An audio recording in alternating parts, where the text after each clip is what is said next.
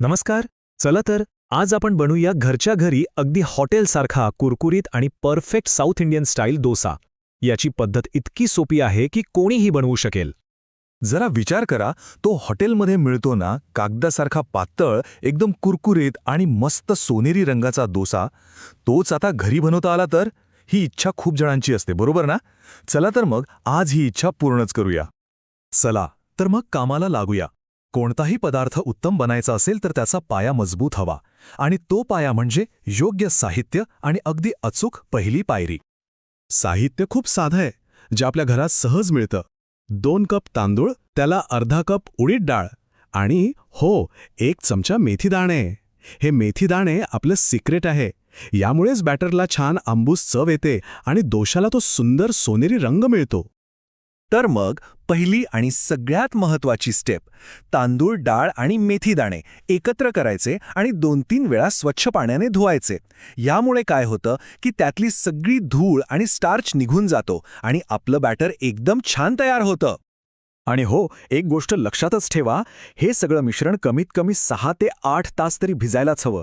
ही पायरी अजिबात टाळायची नाही, कारण पदार्थ व्यवस्थित भिजले की बॅटर एकदम मऊ आणि गुळगुळीत वाटलं जातं. चला, भिजवून तर झाले. आता पुढच्या टप्प्याकडे जाऊया. या भिजवलेल्या साहित्यापासून परफेक्ट बॅटर कसं बनवायचं ते पाहूया. आपल्याला हवंय गुळगुळीत आणि जाडसर बॅटर.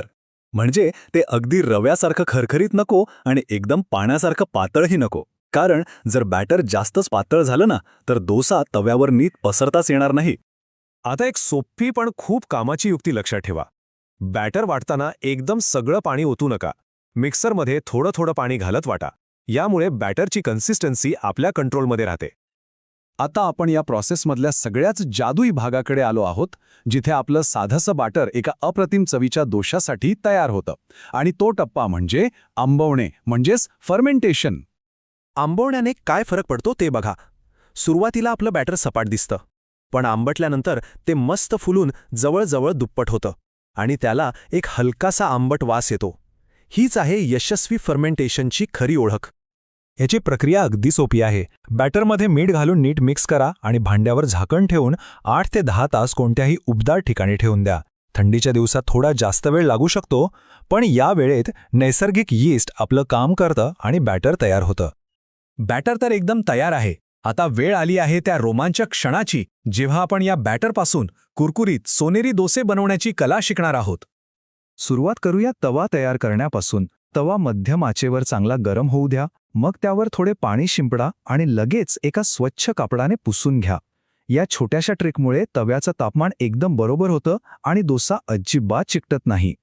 आता येतो डोसा बनवण्याचा सगळ्यात महत्त्वाचा भाग. पळीभर बॅटर घ्या आणि तव्याच्या बरोबर मध्यभागी टाका. आणि मग हळुवारपणे मध्यापासून बाहेरच्या बाजूला गोलाकार फिरवत तो पातळ पसरवा. एक गोष्ट लक्षात ठेवा, जितका पातळ पसराल तितकाच डोसा कुरकुरीत होईल. आता फक्त थोडा धीर धरायचा, कडेने थोडे तेल किंवा तूप सोडा आणि डोसा खालून छान सोनेरी आणि कडा कुरकुरीत होईपर्यंत भाजू द्या. साधारणपणे डोसा उलटायची गरज पडत नाही, तो एकाच बाजूने मस्त शिजतो. वाह, आपला गरमागरम आणि कुरकुरीत डोसा तयार आहे. आता या स्वादिष्ट पदार्थाचा आस्वाद घेण्यासाठीच्या शेवटच्या आणि सगळ्यात आनंददायी टप्प्याकडे वळूया. साऊथ इंडियन डोशाची खरी मजा तर त्याच्या साथीदारांसोबतच आहे. गरमागरम वाफाळतं सांबार, ताजी खवलेल्या नारळाची चटणी किंवा मसालेदार बटाट्याची भाजी. आहाहा, काय अप्रतिम चव लागते. तर मग आता परफेक्ट डोसा बनवण्याची सगळी गुपितं आपल्याला माहीत झाली आहेत.